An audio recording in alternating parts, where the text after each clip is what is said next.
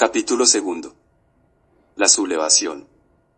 El viernes 22 de junio de 1781, los 4 peones se levantaron al alba y luego de preparar las mulas y los caballos despertaron al señor, don José Ignacio Peredo, teniente auditor de guerra de Popayán, enviado por el gobernador Pedro Beccaria y Espinosa para dar cumplimiento a una orden del excelentísimo señor Virrey Caballero y Góngora, residente en Santa Fe, quien había depositado su confianza en el muy ilustre Cabildo de Pasto para establecer en la provincia una real renta del aguardiente, decretada por el monarca, a la sazón Carlos III. 6 hombres más integraban la escolta del teniente y en menos de una hora, por un camino de barro que no parecía camino, difícil tanto para las personas como para los caballos y las mulas, entraron a Pasto por el ejido, un camino más largo pero que permitía evitar la empinada cuesta del Calvario. El ejido era un terreno comunal que conservaba cada población en sus alrededores para los juegos de los jóvenes, competencias atléticas, riña de gallos, carreras a caballo y en especial, el juego de chaza, que congregaba asistentes de todos los pueblos cercanos.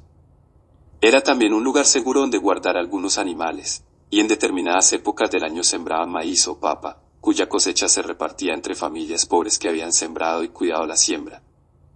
Luego estaba el río, y al cruzar el puente salió a recibirlos el alférez real don Tomás de Santa Cruz Caicedo, quien portaba el estandarte real, acompañado de sus inseparables hermanos Gabriel y José, más algunos miembros del cabildo, todos en sus mejores caballos, adornados con estribos de plata y sillas con cojines.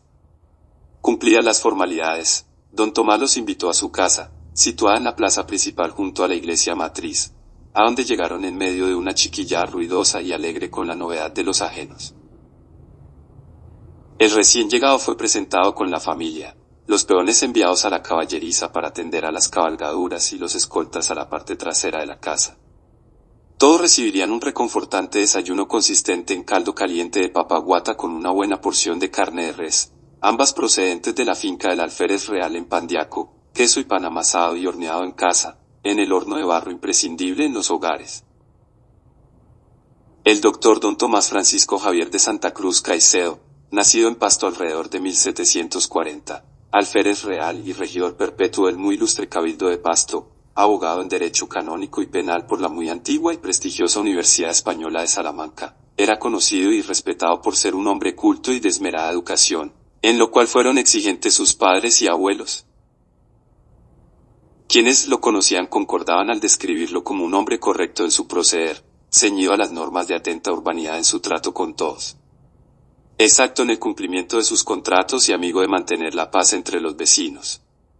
Hombre necesario por su eficiente iniciativa, organización y las acciones ejecutadas en el Cabildo y durante sus 2 mandatos como alcalde de Pasto y su extensa jurisdicción, que abarcaba gran parte de la provincia. Descendiente de padres y abuelos notables, hijo del también alférez real y comisario general de caballería Tomás Miguel de Salazar y Santa Cruz y doña Margarita de Caicedo Delgado, pariente cercana de don Manuel de Caicedo y Tenorio, alférez real, coronel de milicias y regidor perpetuo de Santiago de Cali, cuya familia hizo llegar como obsequio de bodas un bellísimo juego de cubiertos de mesa, elaborados en plata, en cuyo extremo ostentaban incrustado el monograma de los apellidos. Santa Cruz Caicedo. Su infancia transcurrió en la normalidad de la vida colonial. Una niñez opaca dedicada al estudio y la rígida disciplina impuesta por sus padres y maestros. En la adolescencia y juventud, aparte de la aplicación a las obligaciones académicas, prácticas de esgrima, montar a caballo, pescar, juegos que implicaran correr y saltar. Pocos y tímidos amoríos con jovencitas recién salidas de la pospubertad, bajo la severa mirada de oscuras chaperonas que infundían temor al muchacho más osado y a las chiquillas más despiertas. Unos cuantos poemas, acrósticos y esquelas tan ocultas como los primeros besos y las nerviosas aventuras de amor. Y no pudo evitarse una que otra pelea secreta con el idiota del colegio. La asistencia a su padre en el manejo de las tierras y ganados, que lo prepararía para la vida de adulto y su posición en diferentes cargos de poder en la administración local. La dueña y señora de la casa era doña Micaela de la Villota Guerrero, una ama de la más reconocida nobleza pastense, nacida en 1752 y casada con don Tomás probablemente en 1776, y siendo sus padrinos don Medardo Delgado y doña María Suárez de Bolaños. Por su parte, el teniente José Peredo era un joven de naturaleza amable, excelente conversador, que contribuyó con su inteligente y fino humor para que la reunión resultara no solo agradable sino también divertida, aunque los menores presentes sabían de sobra cuál debía ser su comportamiento, y a no intervenir en las conversaciones de los mayores. La pareja anfitriona y sus hijos, Leonor, Tomás Miguel, Francisca, Josefa, Francisco Javier Ignacio Santa Cruz Villota, desayunaron lo mismo que el invitado, a quien de sobremesa le fueron ofrecidas galletas importadas, de las elaboradas por las monjas conceptas en el convento de Quito. La responsabilidad del teniente era mucha, el prestigio poco y se sentía más como un mensajero enviado a informar, que no a implantar, la renta del ramo de aguardiente en la provincia, iniciando en Pasto para continuar a los pueblos de cierta importancia por su economía y número de pobladores, como Túquerres y Barbacoas. La fábrica de licor se encontraba justamente en Túquerres, distante 20 leguas de Pasto, 3 días a caballo, haciendo 2 pascanas para descansar, la primera noche en Taindala y la segunda en Santa Rosa, de manera que le urgía dar comienzo a la agenda, pues recién llegado ya pensaba en el penoso viaje de regreso, y le resultaba tremendamente difícil sentir el menor agradecimiento hacia el gobernador de Popayán por haberlo escogido para el odioso encargo, sin contar que parte de su misión era establecer los impuestos, trasladar el aguardiente desde la fábrica hasta Pasto e iniciar allí su construcción. Habiéndose despedido de doña Micaela y de sus hijos, don Tomás llamó a uno de sus esclavos más jóvenes, el pequeño Giuseppe, hijo de la esclava Francisca, comprada por su padre en Cali por 350 patacones, hacía ya 15 años, cuando era una negra joven y fuerte para el trabajo de la casa. Giuseppe nació en esclavitud, mas tenía una aura de inteligencia y bondad que le hicieron merecer el afecto de los amos, quienes lo tenían en cuenta para muchas tareas que requerían cierto grado de confianza y familiaridad, tratándolo con deferencias especiales, que se proyectaban igualmente en beneficio para la madre. A él le encomendó la tarea de comunicar a los cabildantes que se requería su presencia en el cabildo, una de cuyas casas reales estaba situada cerca de la plaza, a poca distancia de donde se encontraban. El alcalde Melchor Dionisio Ortiz había salido el día anterior para su hacienda, aparentemente para esquivar la engorrosa visita del comisionado de Popayán, motivo por el cual todo el peso y la responsabilidad del gobierno recaían sobre los hombros del alférez real, quien además, como regidor perpetuo del cabildo debía también ejercer dichas funciones. No tardaron en llegar puesto que ya estaban enterados de la presencia del teniente auditor. Luego de los saludos y presentaciones de rigor, este los puso al tanto del motivo de su visita y terminó, en tono grave pero amistoso, recordándoles el sagrado deber que les obligaba por juramento, lealtad y obediencia al soberano, nuestro rey y señor. Las cabezas se inclinaron en un amable gesto de adhesión, seguido de un murmullo apenas audible. En tanto el señor alférez real recibió el bando enviado desde Santa Fe y se retiró del recinto para hacerlo colocar en los lugares donde fuera más visto por los pobladores. No obstante eran pocos los que sabían leer, mas ya se encargarían estos de comunicárselo a los demás. El señor Peredo salió del cabildo y junto con sus ayudantes se dirigían a la casa del alférez real, pero decidió pasar a conocer el estanco donde se vendía el aguardiente, con las autorizaciones del caso, llevado desde Túquerres. Aquellos que tenían preferencia por el vino, quienes deseaban adquirirlo para el hogar o simplemente para presumir ante sus visitas y amistades, lo encargaban a conocidos comerciantes que cumplían con los pedidos y lo transportaban de Popayán o desde Quito y Lima. En el estanco vivía y trabajaba una pareja de indios de mediana edad. El José del Tránsito y la Dolores de María, del poblado de Canchala. José del Tránsito era un hombre callado, hosco, de rostro taciturno y moreno, lampiño, cabello liso y negro como sus ojos pequeños, labios delgados y dientes amarillos a causa del tabaco. La mujer, de baja estatura como él, tenía también cabello negro, largo, lacio y brillante, la piel morena, ojos pequeños y le faltaban 2 dientes inferiores de manera que su voz sonaba como un silbido, aunque ya de por sí era chillona en especial cuando se enojaba, lo cual sucedía con frecuencia y sin mayor motivo. Don José Ignacio Peredo, teniente auditor de guerra, no gastaba energía ni perdía tiempo saludando a la plebe. Se detuvo en la puerta y se esforzó para ver en la oscura y lúgubre habitación olorosa a licor.